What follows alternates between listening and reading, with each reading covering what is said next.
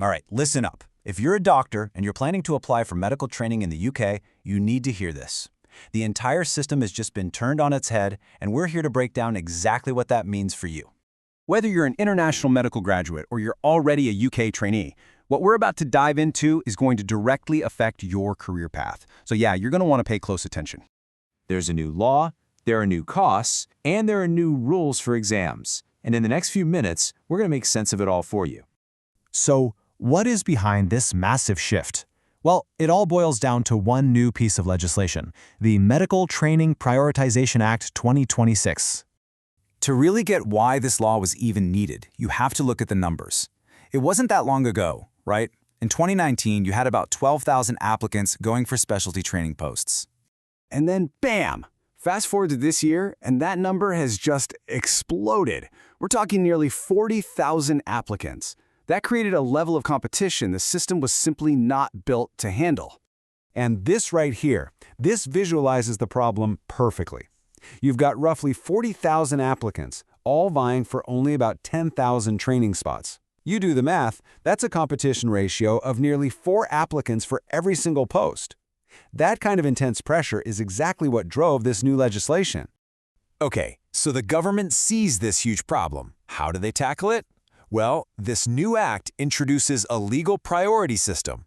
It basically creates a new hierarchy for who gets offered a training post first. For 2026, the new pecking order is crystal clear. You're in a priority group if you're a graduate from a UK or certain European medical schools, or if you're already in the UK training pipeline, on the foundation program, that's the 2-year gig for new UK grads. And finally, you get priority if you have a specific long-term immigration status, like indefinite leave to remain, which is basically a form of permanent residency. So how does this actually play out in the real world? For this current 2026 application round, the absolute key thing to wrap your head around is that this prioritization happens at the offer stage. Think of it like this. It's a 3-step process. First, everyone still gets interviewed and put on one single ranked list based on how well they did. So far, so good. But then comes the big change. When the offers start going out, they go down that list and are given to every single eligible person in a priority group first. Only after all of them have been offered a spot will any remaining posts be offered to the non-prioritized candidates, again, based on the rank. And just a heads up, this isn't a one-and-done thing. From the very next application cycle, so for posts starting in 2027, this same prioritization is going to be applied even earlier in the process, at the shortlisting stage. That's before interviews are even handed out.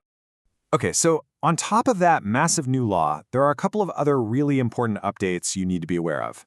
And these ones will affect both your wallet and your logistics. Pointing to inflation, the Royal Colleges are bumping up their exam fees by 3.6%.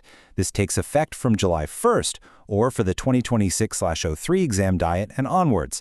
And yep, this increase hits all the major MRCP UK exams, whether you're taking them in the UK or internationally.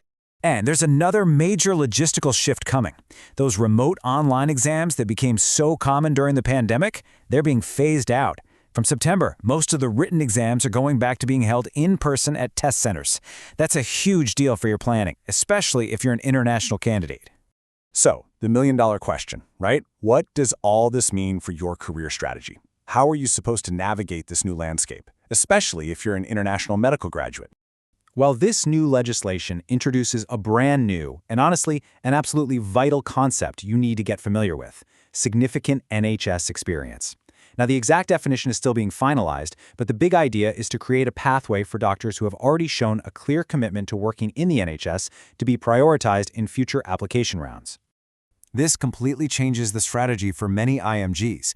Getting a non-training NHS job, like a trust grade or clinical fellow role, basically a staff doctor post in a hospital, is no longer just a way in.